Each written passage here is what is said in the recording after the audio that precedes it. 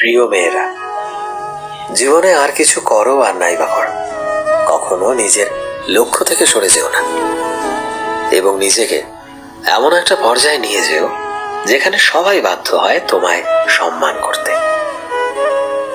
আজকে যারা তোমার দুর্বলতা নিয়ে হাসি তামাশা করছে, ভাই নেই বলে চোখ বড় বড় করে তোমার মা বাবাকে যারা বলছে কি ছেলে নেই, তাদের কথায় মন ভারী না করে সেটাকেই বরং শক্তি বানাও। প্রমাণ করে দাও যে দায়িত্ব পালনের ক্ষেত্রে তুমিও কম নও কারো থেকে, এবং দেখিয়ে দাও তুমি মা বাবার আফসোস নও, বরং শক্তি হয়েছ। মনে রেখো, আজকে তুমি মেয়ে হলেও একদিন নারী হবে, কারো বউ হবে, কারো মা হবে, তারপর শাশুড়ি। তোমার দায়িত্ব পুরুষের চেয়েও কিন্তু বেশি, কারণ তাকে সামলানোটা তোমার কর্তব্য। জানোই তো, প্রতিটা স্তর সুন্দরভাবে সামলানোর দায়িত্বটা কিন্তু তোমার কাঁধে এসেই পড়বে। তুমি পালনও করবে সেই দায়িত্ব, এবং অবশ্যই সেটা নিজের স্বপ্নকে কোনো রকম ভাবে বাদ দিয়ে নয়। তোমাকে হতে হবে ভালো মেয়ে, ভালো স্ত্রী, ভালো শাশুড়ি এবং সর্বোপরি একজন ভালো মা। নিজের মনের ভেতরে কলুষতা ঢুকতে দিও না, এতে তুমি হবে প্রতিটা স্তরেই জয়ী। তুমি তো সুপার ওম্যান। পারফেক্ট আর ভালো হওয়া আলাদা বিষয়। তোমায় ভালো মনের হতে বলেছি, পারফেক্ট নয়, কারণ পারফেক্ট কেউ কখনো হতে পারে না। মানুষ মাত্রই তো ভুল হয়। মনে রেখো, তুমি আলাদা, তুমি অন্যরকম এবং সুন্দর মনের অধিকারী। জীবনে তোমার অনেক বাধা আসবে, কারণ জানোই তো এখনো আমরা একটা জটিল এবং নোংরা সমাজে বাস করছি। তবে কখনো নিজের মনটাকে ভেঙে পড়তে দিও না। সূর্যমুখীর মতো মাথা উঁচু করে বাঁচতে শিখতে হবে তো সূর্যবতী, এবং গোলাপের মতো শিখতে হবে কাঁটা দিয়ে নিজেকে রক্ষা করার কৌশল।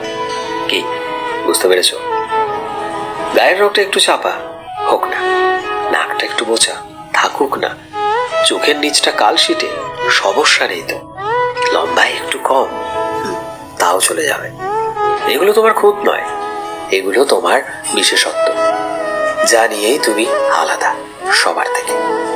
পৃথিবীর সব ফুল যদি একই রঙের, একই ঢঙের বা একই সুবাসের হয়, তবে কি তাদের কোনো বিশেষত্ব থাকবে? বলো তো। প্রত্যেকেই কিন্তু তার জায়গায় আলাদা এবং সুন্দর। যদি তা না হতো, তবে কেউ রাস্তার পাশের ফুলটা তুলে কানে গুঁজে নিত না। তুমি কি জানো, সৃষ্টিকর্তা তোমায় অনেক ধৈর্য নিয়ে সৃষ্টি করেছে। বলা হয়, মেয়েরা সৃষ্টিকর্তার ছুটির দিনে আরাম করে বসে মনোযোগের সৃষ্টি।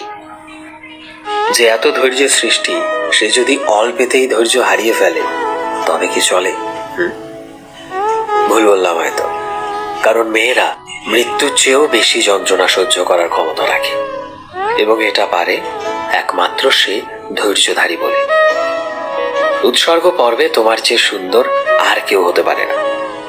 দেখো না, তোমার নামে কত গান, কত কবিতা, কত কবির আহাজারি। বিশ্বাস রেখো নিজের ওপর, সত্যি তুমি অনন্যা। তবে সাবধান, তোমার মধ্যেই একটা দল আছে যারা অন্যরকম, বিচ্ছিরি মানসিকতার। হাজার জনের চেষ্টাও যাদের ঠিক করতে পারেনি। ভুলেও তাদের অনুসারী হয়ে ওঠো না, এবং তাদের চিনতে শেখো, যাতে তাদের পথ তোমার মারাতে না হয়। যতটা সম্ভব দূরে থাকো। জানো তো, নষ্ট জিনিসের সাথে থাকলে ভালো জিনিসও খুব তাড়াতাড়ি নষ্ট হয়ে যায়। তাই সাবধান, খুব সাবধান। সবশেষে বলবো, নিজের জন্য বাঁচো। আর যখন নিজের জন্য বাঁচবে, তখনই দেখবে তুমি তোমার আশেপাশের মানুষদের নিয়ে বাঁচতে শিখে যাবে।